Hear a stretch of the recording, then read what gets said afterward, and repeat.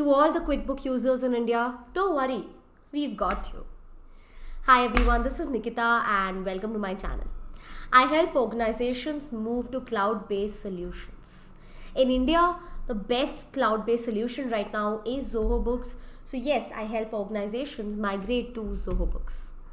Very recently, QuickBooks announced that it will not be operating in India anymore, and that is why a lot of QuickBook users are going to be impacted. So in this video, I'm going to be talking about how can all of you as QuickBook users move to Zoho Books, migrate to Zoho Books smoothly, and what are the steps that you need to take. Of course, while you're at it, don't forget to subscribe to my channel. It would mean a lot to me. And don't forget to watch the video right till the end, because this video will guide you to the step-by-step process that migration generally involves. So stay tuned and let's begin.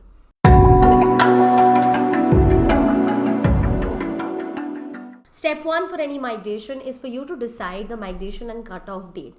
My suggestion would be to all of you that because you're moving right now in the middle of the year, because as on 1st July 2022, it's announced that QuickBooks will not be taking any new users in India, and whoever's already an existing user, they're going to repay them on a pro rata basis. So I will suggest that you migrate all your books and decide the cutoff date as 1st of April 2022, so that for the entire financial year of 22-23, all your data is in one place. That's the first thing that you should do. Step number 2. Talk to your CAs, finalize your trial balance for your organization and move this trial balance into the new software, that is Zoho Books. It's okay even if your trial balance gets finalized a little later. You can also perform this step a little later. So you can move the entire opening balance, the opening trial balance, to Zoho Books on a later date.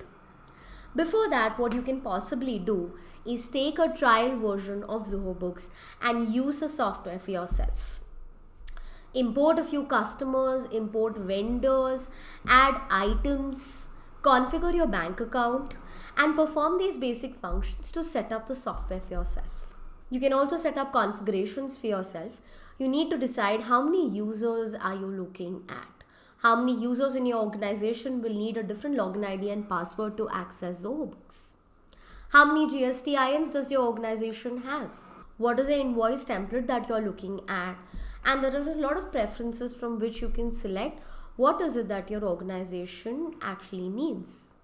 Does your organization follow an approval process? Wherein when you're submitting sales orders, they are getting approved first before they're moving ahead. So this is all a part of the configurations of Zoho Books. So when you take the trial version, you can explore the software a little and see for yourself. Mind you, Zoho Books is very easy to use. It's easy to understand, has a great UI. You can navigate through the software very quickly.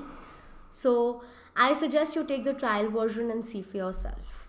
Now, I had made a video on Zoho Books demo that will teach you end-to-end how do you record a sales invoice, a purchase invoice, an expense, a sales return, purchase return. How do you record all of this on Zoho Books? It's an extremely detailed video. I'd encourage you to watch it because that's how you'll know how to use Zoho Books, and trust me, it's pretty straightforward. It's, as I said, the UI is very understandable and you can easily navigate through the software. So definitely take the trial version and try it out for yourself. And then you move all your data as on the cutoff date, like we discussed, as on 1st April 2022. You might have to have some repeated entries in the form of recording your sales transactions again, purchase transactions again from April to June, bank transactions again. But in a lot of cases, you can use the import feature of Zoho Books and perform all of this without any hassle. And if you're stuck in migration, you definitely know who to reach out to. My email is in the description below. You can reach out to me.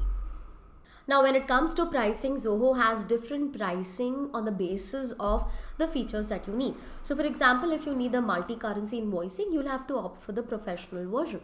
Professional version will also offer you Zoho Payroll free for 10 employees. So if you have a few employees and you want to use Zoho Payroll for them, then you might as well go for the professional version. So in this manner, every version will offer you some additional features based on what your organization needs.